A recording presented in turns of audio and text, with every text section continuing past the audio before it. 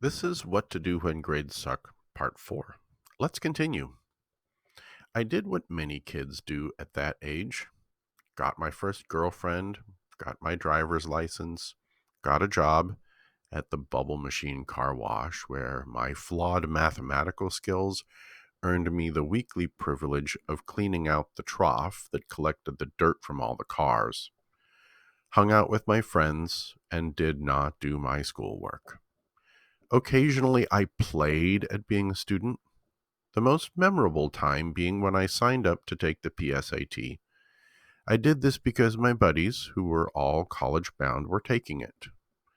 I did not prepare for it. In fact, the night before the test turned out to be an unfortunate and untimely rite of passage, getting drunk for the first time at a party.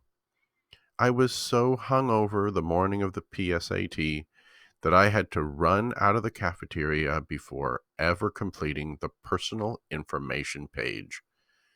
By the way, for those of you who don't know this, because it was all done on paper then, this was all of your personal information you had to write down. That means he didn't even start the test. Ironically, this crucial failure led to an important but brief awakening after running out of the cafeteria and getting sick behind the woodshop building.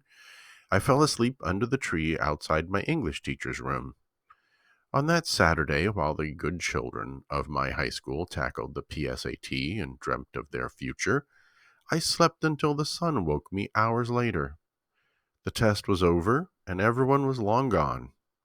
Instead of going home, I did something that still amazes me. I went to my locker and retrieved Bless the Beast and the Children, which I was supposed to be reading in English, then sat down under the tree outside Mr. Baxter's class and read, and read, and read, as never I had before. Hours later, after having lost myself in the book, I lifted my head up to realize it was getting on toward dinner, and my parents had no idea where I was. After returning the book to my locker, I began the long walk home. Here's the reflection question. How does the important but brief awakening described on page 9, that would be this page, impact Jim's life? Why did it have that impact? Pause the video, answer the question, please. Let's continue. You already know from the opening that my conversion did not last long.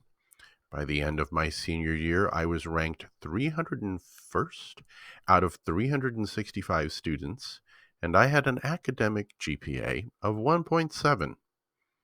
After graduating, I took a job in a printing shop downtown, where I spent my days working alongside women who lived to smoke cigarettes, drink Coke, and talk about soap operas before going back to the table where we stood folding and stuffing envelopes with brochures for weekend vacations none of us would ever be able to afford. As soon as I got off work the first week, I headed south to visit my friend Mickey at the University of the Pacific, where he was just beginning his freshman year.